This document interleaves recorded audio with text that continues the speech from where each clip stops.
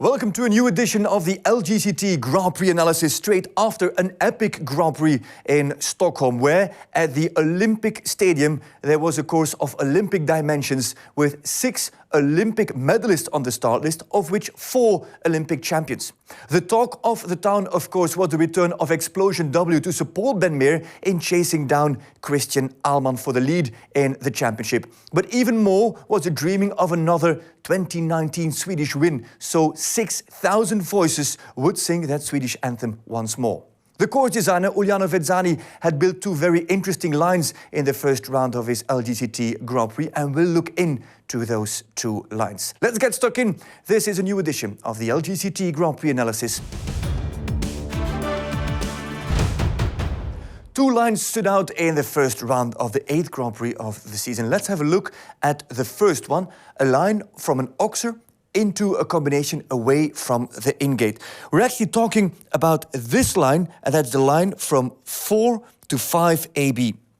Now, the line itself has got 5 strides, and they're fraction long, actually. They're quite long when you walk them. They are long 5 strides from the oxer into the combination. Now, when you walk them long, you already know that you have to react, but there's always an option. If you can get a big swing over the first oxer and jump deep into the line, the 5 get a little bit more normal. But that was one of the issues in that line, actually, because there was this turn that passes by the in-gate, and as you can see, it's quite a tight angle coming into that line. And with that angle, you also reduce the pace, you reduce the jump that you can get over that oxer, and that extends the 5 even more. Now, to add to that, if we move the graphic a little bit, you also see that the combination sits quite deep into the corner, and a lot of horses will already be anticipating on that corner, and with that already cut the corner maybe to the right. Now let's have a look at a few of the riders that struggled with that line. For example, Emilie Conter comes off a brilliant double clear for the team of Rome Gladiators on Global Champions League and qualifies on clear for that Grand Prix. She reacts actually quite late for the long 5 strides, and because the 5 get that very long for her, the highest point of her jump is actually in front of the vertical and not above the vertical. So in the landing, her horse takes it down with the front leg. Another one is Spencer Smith. Smith has actually the opposite problem than Conter, where Conter didn't get the 5 strides, found herself too long. Smith, with the big striding Kibel, finds himself too deep to the upright and has it down. He knows that the 5 are a fraction long. He rides up for the 5 strides, but Kibel, in the slight downhill slope that is also a part of that course, there's quite a slope in the middle of that line. You first start up the hill, then down the hill, and in those last 2-3 strides, Kibel runs too deep to the upright and takes the upright down. Has no problem with the oxer, however. So those were riders that struggled with the distance. Conter didn't get there on the 5. Spencer Smith found himself too deep on the 5 strides. Let's have a look at an example of pace. For example, speed was also crucial in that line. Here is Gilles Thomas. Gilles Thomas comes with a lot of pace into the combination, makes it over the vertical, but gets too deep to the oxer to jump out of that combination at 5A and 5B. Too much pace. Aretino throws his foreleg forward and knocks the front rail out. And it's a little bit the same for Malin Bayer-Jonsson, the Swedish rider with H&M Indiana. We know that she can be a feisty mare. You can see that there's a lot of pace. The quality saves the vertical, but then also she goes flying over the vertical, and a fraction, it's about centimeters, 10 centimeters too deep to the oxer. And also Malin Bayer-Jonsson has that front rail out and doesn't qualify for the jump off of that Grand Prix in Stockholm. That was pace. We've spoken about the distances.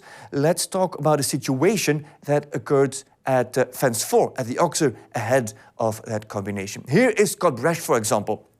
Bresch gets a little bit long to the oxer, which is basically the plan, because with that you get a long jump into the line and an easy approach into the combination. But Bresch comes in with a lot of pace in the line, has to hold inside the line, because he doesn't want to rush the front rail of that oxer. Because he has to hold, at the end he finds himself a little bit long to the upright and gets sent deep into the combination. by coming deep into the combination. He's actually on a little bit the same scenario as Malin Bayer-Jonsson or as Gilles Thomas. But Hello Jefferson saves the front rail, goes up, but doesn't get across. And you can see really well in the replay that Hello Jefferson actually has quite a hard fault on the back rail of that Oxer. So with the pace that Malin Bayer-Jonsson had and Gilles Thomas, they came in too fast into the combination, had the front rail out. With the pace of Scott Brash, he did manage to stay away from the vertical and the front rail, but Hello Jefferson went up and couldn't get across of that Oxer. So those were all approaches on a very long 5. And every time when there's a very long 5, we have Shane Breen in the Lgct Grand Prix analysis. And Shane Breen shows us an option for 6 strides. Here he comes. Shane Breen on his Grand Prix winner on Z7 Ipswich. Straight away sits up, gets 6 strides, good for the vertical, and then he needs a massive push for the back rail. He knows that he has reduced the power by reducing the pace, by shortening Z7 Ipswich, who can produce power by his natural speed. But Shane Breen couldn't use that speed going into that combination, so he had to add the extra stride, but he also had to push for the back rail, kind of the same fault that Scott Brash had. So Shane Breen wanted to avoid that back rail and had to push, but with that also pushed the front rail out. Long 5 strides, first slightly up the hill, then down the hill, deep into the corner. Lots of difficulties, too much pace, not enough pace, too early reactions, too late reactions, but in the end, those didn't go through. That was the first line of the Grand Prix. The second line that we want to discuss in this edition of the Lgct Grand Prix analysis